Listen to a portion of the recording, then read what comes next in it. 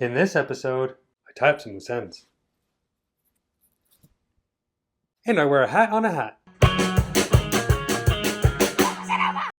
In the last couple episodes, we had some major milestones. Got the frame off the frame table and the cab on the frame, but it's that time of year, and like many of you, I'll be celebrating Christmas and New Year's with family and friends, which means I'll have less time to work on the truck.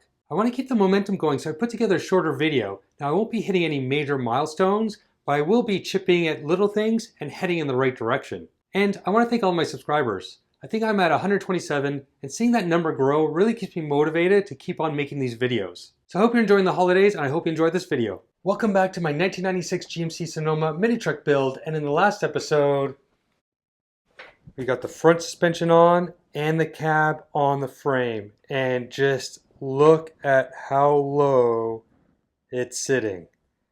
I still am amazed at this, and I still spend too much time just staring at it and not doing work. If you missed the last episode and you want to get caught up, just click on the link above. In the last couple of episodes, I was racing against time because the weather's starting to get colder and there's a few things I need to do in the driveway that I can't do in the garage.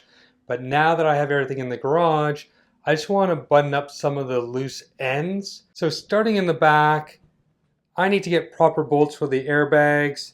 I don't have the shocks put in, partly because the bolts I have are too short, so I need bolts there. And for the rear end, you can see that the cover isn't painted on kind of the side or inside. I already did the outside, so I have to do that. Plus, when I put the differential back in, I didn't tighten up the bearing caps because I thought I was going to come back and rebuild this sooner rather than later. But I don't know when I'm going to rebuild it, and I know I'm going to forget about those bearing caps. So I do want to take the cover off, tighten up those bearing caps, paint the cover, then put it back on. Since the upper link bracket is mounted on top of the diff cover, I have to take the bracket off first. So the first step is to disconnect the upper link bars from the bracket. With those off, I can now remove the diff cover bolts. Then I can carefully remove the bracket, spacer, and cover all at the same time. I'm also realizing this is going to be a bit more difficult to reinstall since I'll have gravity working against me. There are two bearing caps with 2 bolts each, and with the cover off, I can torque all 4 bearing cap bolts to 55 foot-pounds. There's one other bolt to tighten up inside the axle, and that's the pinion shaft bolt. Right now, it's on the other side of the diff, so I need to spin it 180 degrees. With the wheels off the ground, I spin one wheel until I can see the bolt. There are no torque specs for this bolt in the service manual, so I use the Guten Tight spec. The next step is to address the light rust on the cover mounting surface. So I take off the gasket and use a brush to apply some gel-based phosphoric acid. It reacts with the rust, converting it to phosphate, and I have to leave this until it dries. With the chemical reaction underway, I address the cover first by scuffing the surface to paint with a Scotch-Brite pad. I also scuff up the outside where the spacer sits since some of the paint did come off. I guess I didn't let the paint sit long enough to dry when I originally painted it. Once that is done, I clean it with surface cleaner, and with this stuff you need to wipe it on with one cloth and wipe it off with another clean cloth. Now I use some self-etching primer. Then I add a couple of coats of trim-clad oil-based paint, which is basically the same thing as Rust-Oleum. After a day of drying, I flip the cover over and clean it with some panel prep. I use panel prep since it's good for painted surfaces, whereas the surface cleaner has acetone which may react with the paint. With that side clean, I can now prime and paint. While that is drying, I can get back to the mounting surface. I bring out a bucket of warm water, and with a cloth, I start to wash off the dried rust converter. Now I clean it with panel prep, and since it's spare metal, I probably could have used the surface cleaner. I have learned from my past mistakes, and I mask everything with tape and newspaper that I think would get some overspray. For the diff itself, I used the gasket as a template on cardboard and cut it a bit smaller. The goal is to paint the outer area where the diff cover goes. I also cut out a slot for the ring gear to stick out of, and then cover that with some newspaper. While holding the cardboard mask, I prime the surface, then paint it.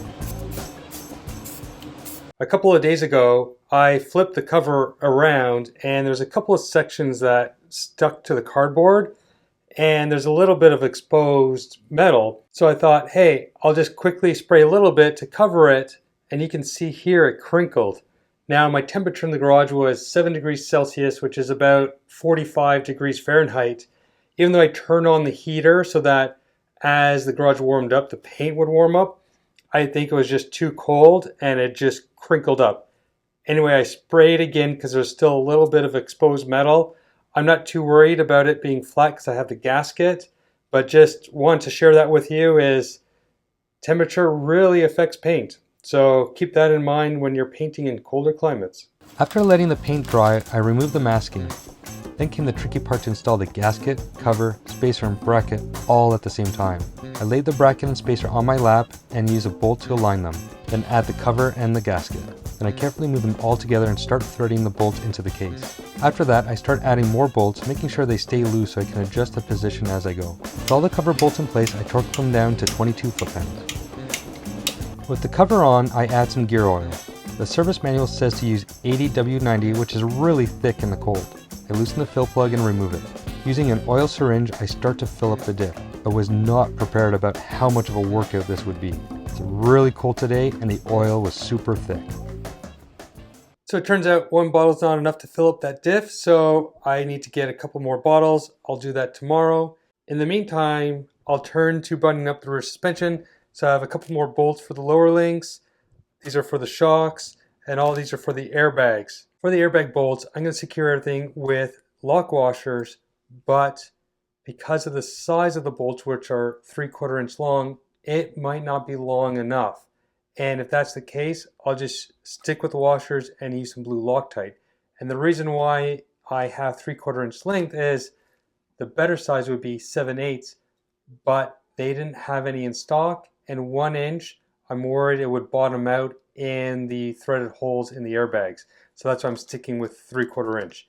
But either way, I have a plan. Lock washers is what I'm going to try. If that doesn't work, I'll use blue Loctite and just normal washers.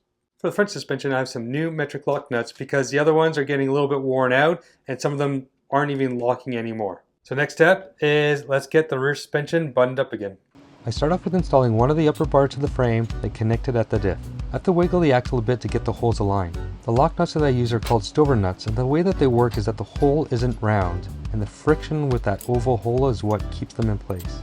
I then tighten everything up and repeat for the other side. I already had the hardware for the lower link mounts at the axle, but I forgot to pick up washers and lock nuts for the frame mount. So I made myself a note to pick up some before I drive the truck for the first time. At the axle, I tighten everything up. Now I move on to the shocks, and to minimize how much I have to compress them to install them, I raise the truck.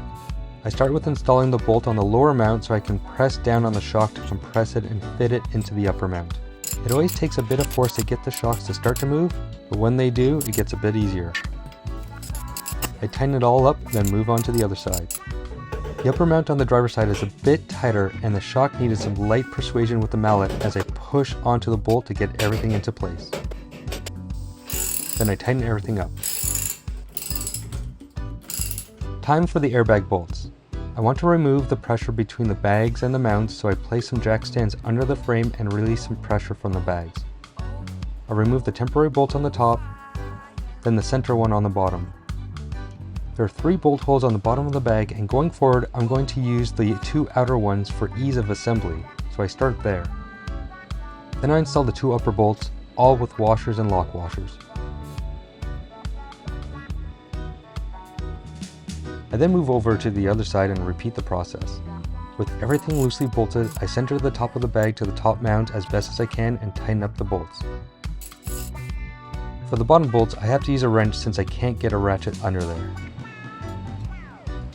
I picked up a large jug of diff oil, and I also cranked up the heat in the garage.